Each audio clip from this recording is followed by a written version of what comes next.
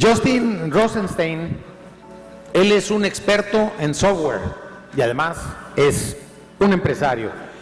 Él trabajó para Facebook y Google por algunos años y, como ya se los había anticipado, es el creador nada menos y nada más del like. Obviamente es un like que ya no nada más se queda en las redes cuando hacemos un like, sino es simplemente el gesto normal de compartir lo positivo. Probablemente esa fue la captación de la idea. Cuando yo veía a un amigo le decía, buena idea, antes de que existiera. Lo que pasa es que a ninguno de nosotros se nos ocurrió patentar eso y meterlo en el Face. Bueno, pues él sí lo hizo y ahora por eso es un importante empresario. Él es cofundador de Asana, junto a Dustin Moskowitz, compañía de software de colaboración, que es probablemente el tema que hoy nos va a tocar. Él es fundador también de One Project, que busca unir esfuerzos entre programadores alrededor del mundo para trabajar por el bien social. Él, en alguna de sus expresiones, dice: la tecnología promueve el cambio. El reto es cómo usarla para tener el mejor impacto en más personas. Y eso es precisamente lo que hoy nos presenta con el tema tecnología para el bien social. Demos un fuerte aplauso a Justin Rosenstein. Thank you very much for sharing your comments.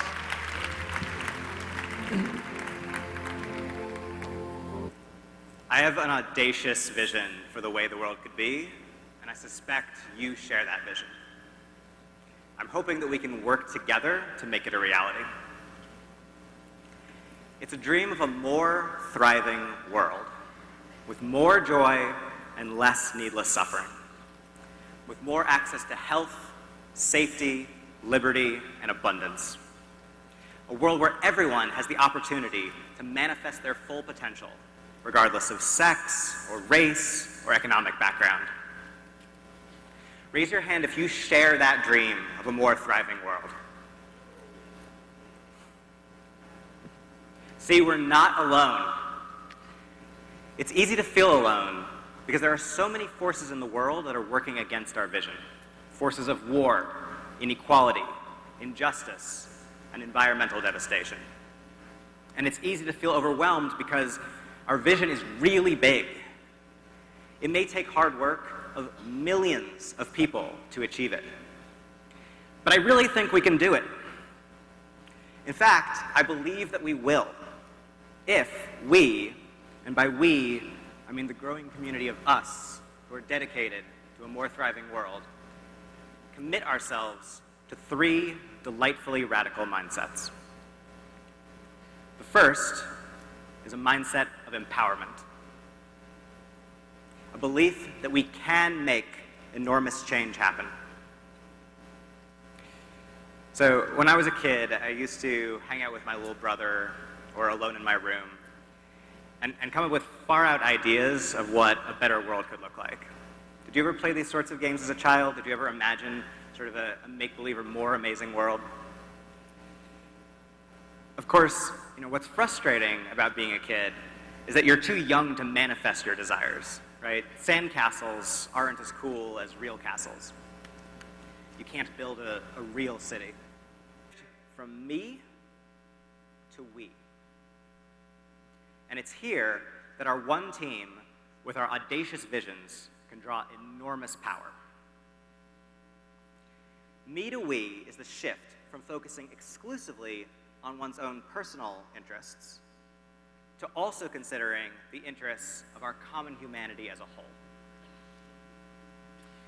But it's both. Because let's be clear, I love fun, and I spend a lot of time indulging in the me part of we. But I also try to spend a lot of time serving the rest of we.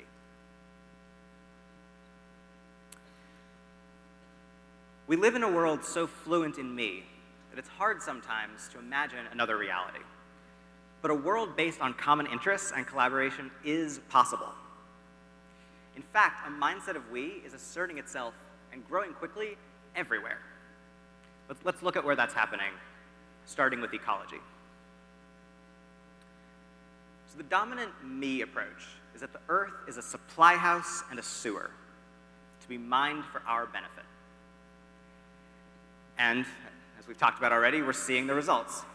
Even conservative estimates say that business as usual will lead to more natural disasters, like the one we're seeing today, widespread food insecurity within the next 35 years, and a more desolate world for our descendants. Whereas, in the we vision of the future, we agree on international policies that move us quickly toward a stable equilibrium with our environment. We treat the earth with the kindness we show our loved ones. We see that the fate of ourselves is bound up with our environment, that the trees are our externalized lungs. Do you share this vision?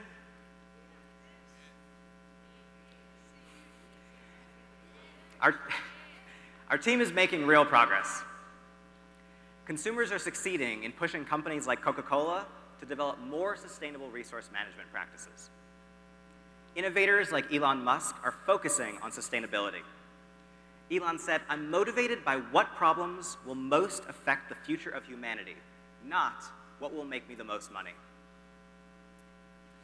Elon's company Tesla is currently designing electric cars and batteries that are accessible to middle-class consumers. So how might your talents be applied to perhaps the most important problem of our time? Because making society sustainable so that our grandchildren can grow up in a healthy world will require us waking up to the fact that we are one ecosystem.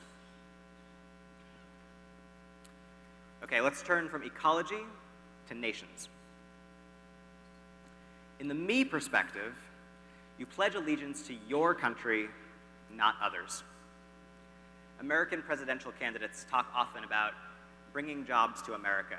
But why does it matter whether someone is from this landmass or that landmass? In the long-term we vision of the future, we have large-scale disarmament, effortless immigration, and trade that is actually fair and free. We embrace that today, countries are so interdependent that very few could survive being cut off from trade with others. We acknowledge our common ancestry. We ensure that every person enjoys a broad set of rights and a basic income. We dissolve the stigma and violence people now experience because of their sexuality, or gender, or race, or generally who they are. We see that we are one people, and that all war is civil war.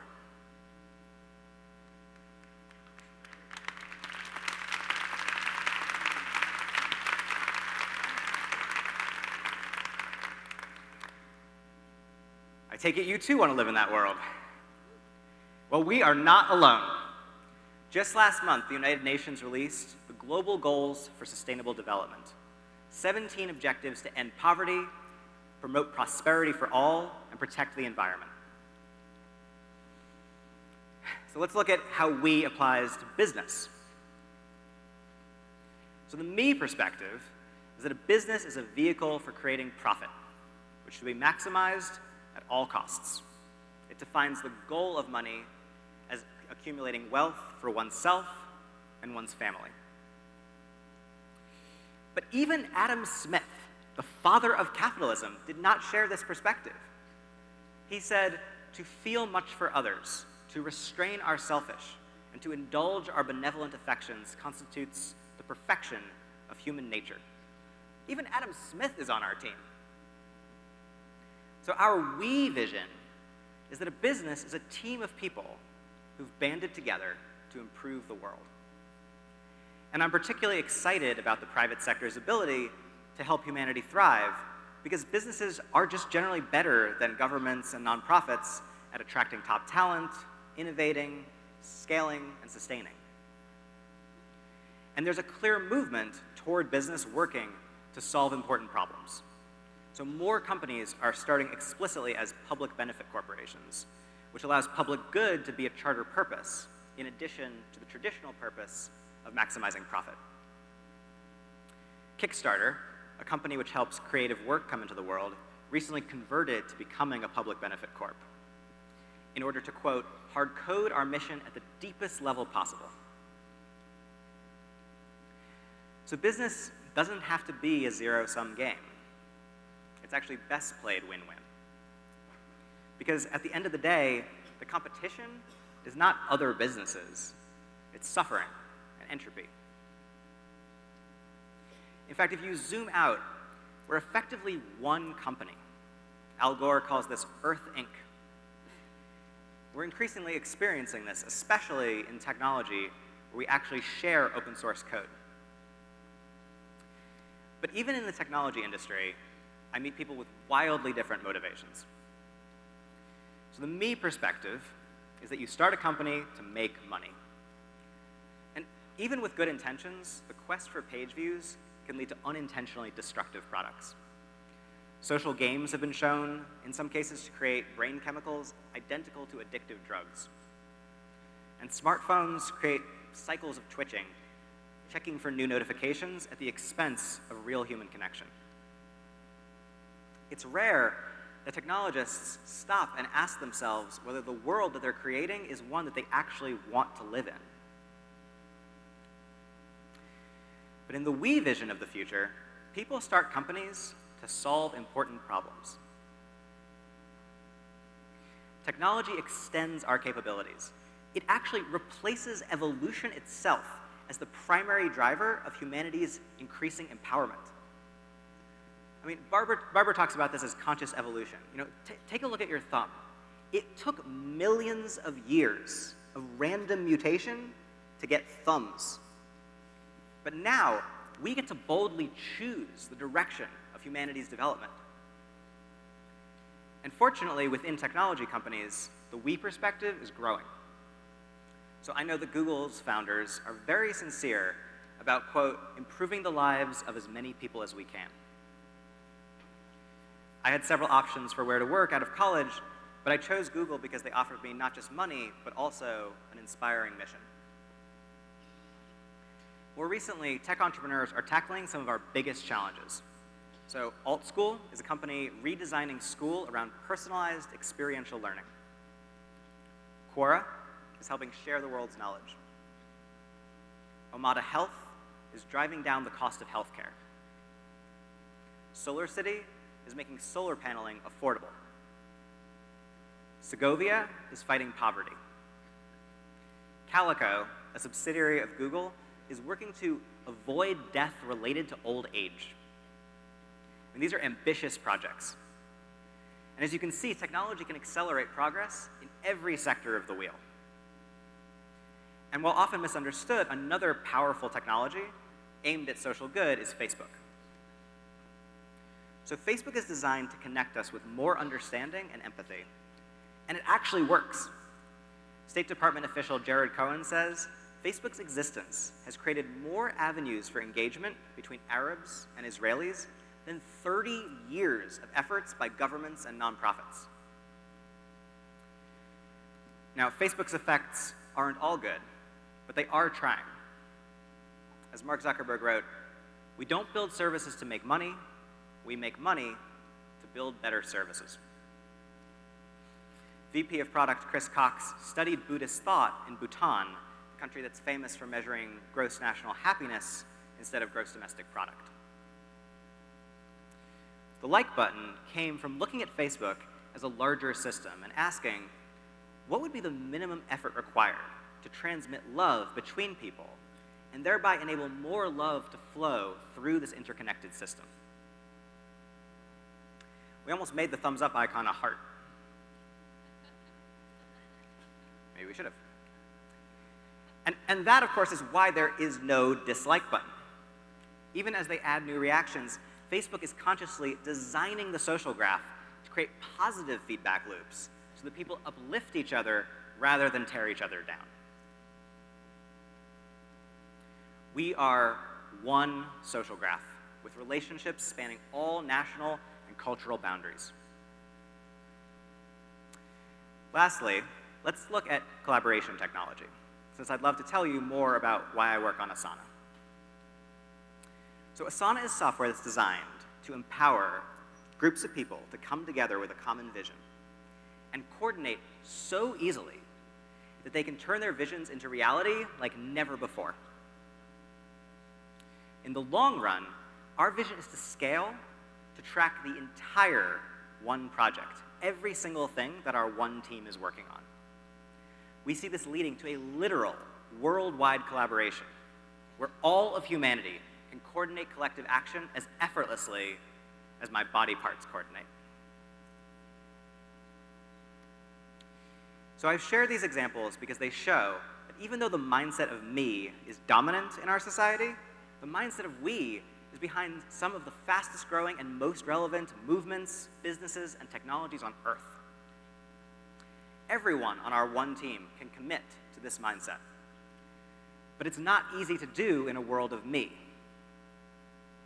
To sustain it, it has to come not just from here, but also from here. And that is a deeply personal journey. I've been on this journey a long time, and I'm very much still on it.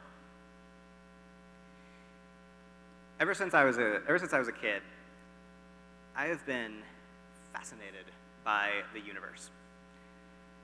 Basically, I was born, and I was really impressed.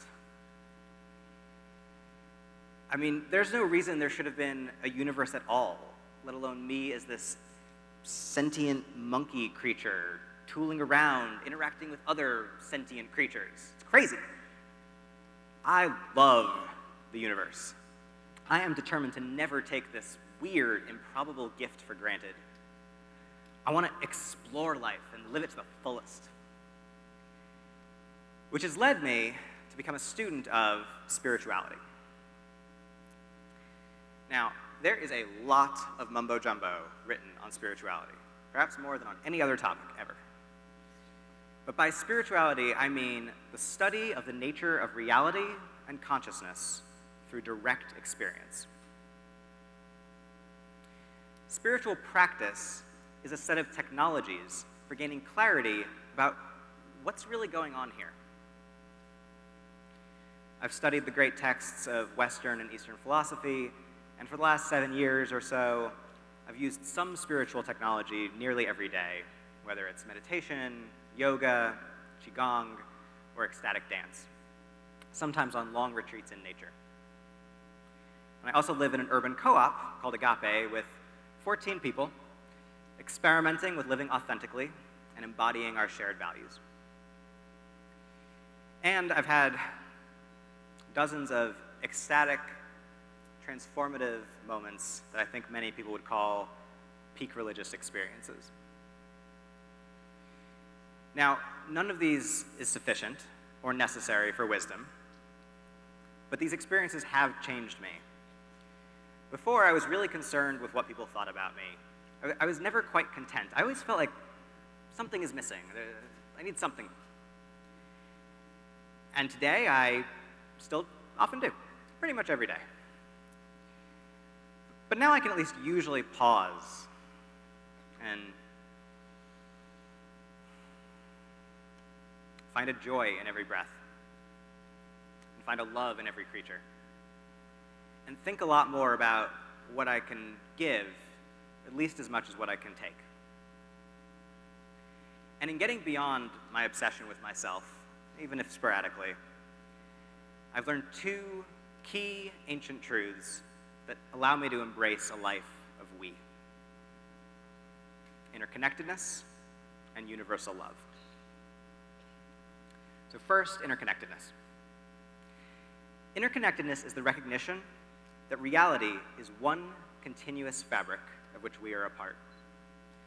Philosopher Alan Watts put this well: you and I are as continuous with the physical universe as a wave is with the ocean. And this is literally true. Consider our food systems, right? The rays of the sun come down to Earth and are transformed into plants. And plants are picked by farmers, who also have to be fed. Plants go on trucks, which use gasoline, which comes from earlier dead plants. The plants are converted into human body, which can eventually be composted for more plants to grow. So we are literally what we eat. We are literally the rays of the sun organized into a sophisticated form. And you can see this interconnectedness everywhere. It's in our climate, our shared health, global supply chains, the internet, our communities. Some describe this as, we're all one. And that's true. It's equally true that we're all different, because we are the forest and we are the trees. When parts of a system work against the system for their own benefit, they often do worse than if they'd collaborated. So let's take cancer, as Urban was just explaining. At first, consuming resources and multiplying seems like a great strategy for a cell. But it kills off the human, their environment. And so those cancer cells actually die sooner than they would have if they'd contributed as healthy cells. So as radical as the shift from me to we may seem, it's actually built into the fabric of the universe, right? We have reality on our side. So interconnectedness ties our fates. And this is the first motivation for a radical shift from me to we. But there is a second motivation that would make me take care of someone even if I had nothing to gain, and that's love. Have you ever been in love? Great, that'll work well with this exercise. So in love, right, you move the focus of your attention from taking care of you to taking care of both of you. So universal love is a lot like that, but for a planet of yous. All right, let's try something together. I invite you to take a moment, relax, and take a deep breath.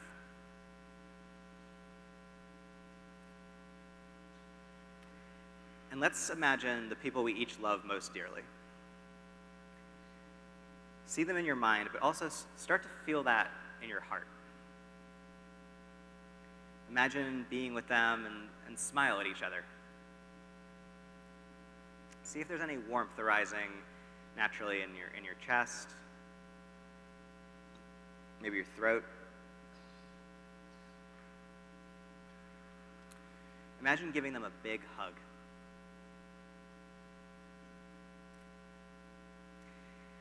And then focusing on those feelings, open your eyes a little. You don't have to interact, but just look at the people sitting next to you, especially if they're strangers. And quietly love them. Feel what it's like to want to take care of them.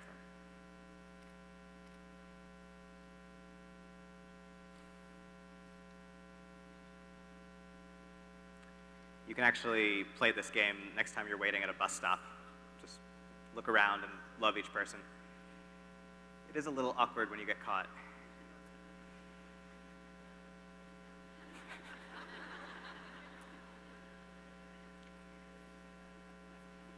So this is just a natural human desire to take care of each other. But we've become more and more distanced from our shared love as we've grown from small tribes to cities of millions. Einstein once said, "Man experiences himself as separate from the rest, an optical delusion of consciousness, a prison that restricts us to our personal desires and to affection for a few persons nearest to us. Our task must be to free ourselves from this prison by widening our circle of compassion, to embrace all living creatures and the whole of nature." Do you aspire to universal love in this way?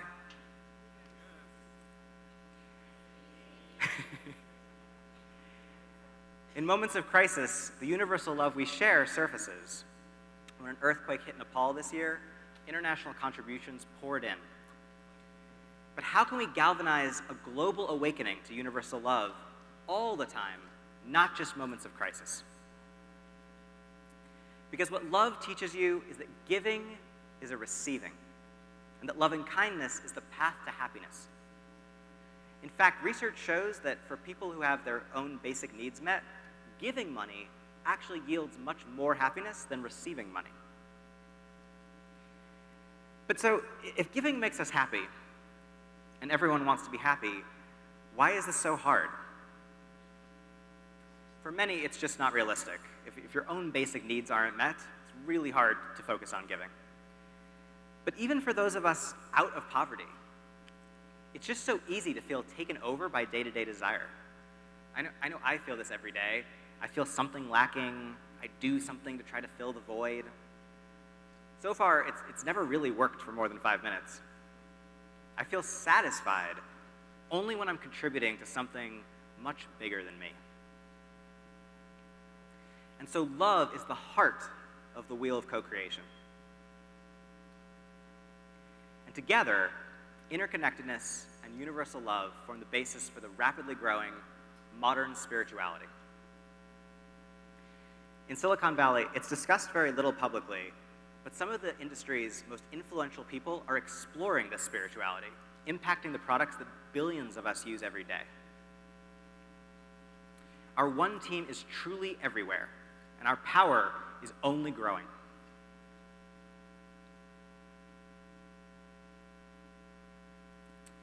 So 3 key mindsets: empowerment and audacious vision, the conviction that we are one team working on one project, and a shift from me to we based on interconnectedness and universal love. What does the world look like if we embrace such radical ideas and then collectively roll up our sleeves? What could we achieve? I believe we can achieve a world of abundance, where everyone has the resources they need, empowered to contribute their unique gifts to the world, where we live in harmony with each other, in harmony with nature, redirecting resources wasted on war to exploring the edges of science, art, culture, and consciousness. If we work together, we can thrive on the planet in joy. It just requires us coming together toward a common vision of a thriving, sustainable Earth. But you may be asking, what is the role of the me in the we?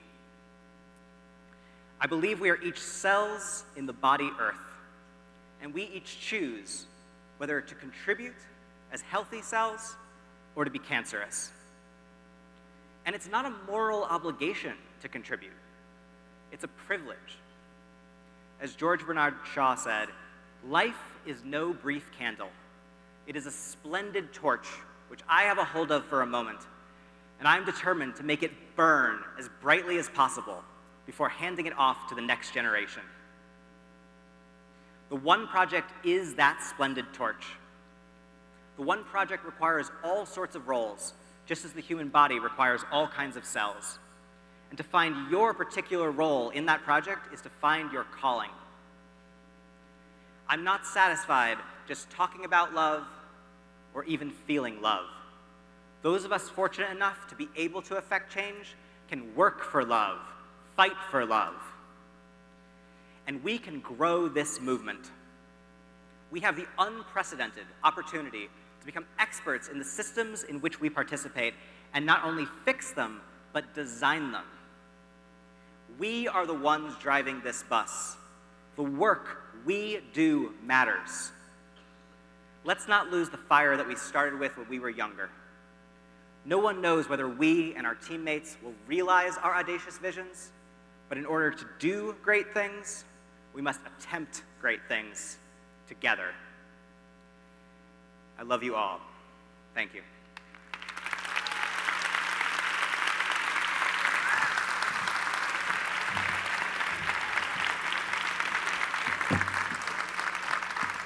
Thank you very much, Justin. Le pido a Cristina González y a miembros de CELíder. Ellos son jóvenes becados de la Fundación CELíder con, les puedo decir, la mejor beca que hay en México. Es una beca que la sociedad se ha organizado para proveerla, que es el 100% la educación, apoyo económico para manutención, transporte, computadora, cursos de inglés, apoyo para viajes, etcétera. Es un programa que ha favorecido a 140 jóvenes aquí de Nuevo León en las mejores universidades: TEC de Monterrey, Universidad de Monterrey, Universidad de Nuevo León, la Facultad Libre de Derecho, el TEC Milenio, y este próximo año se une la Universidad Regiomontana. Y eso es pues, gracias al apoyo de toda la sociedad que hace posible la beca. Gracias, el líder. Thank you very much. Justin.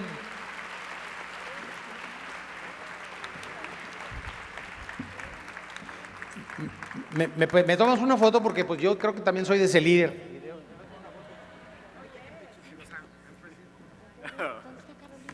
Ella viene, pero ella va a salir después de tú.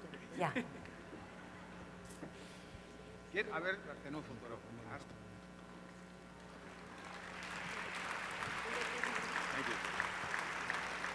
Y aprovecho para darle las gracias a Jóvenes Unidos por Nuevo León, que trabajaron, un aplauso para todos ustedes, que trabajaron mucho para promover el evento y que de alguna manera están presentes por aquí. Gracias.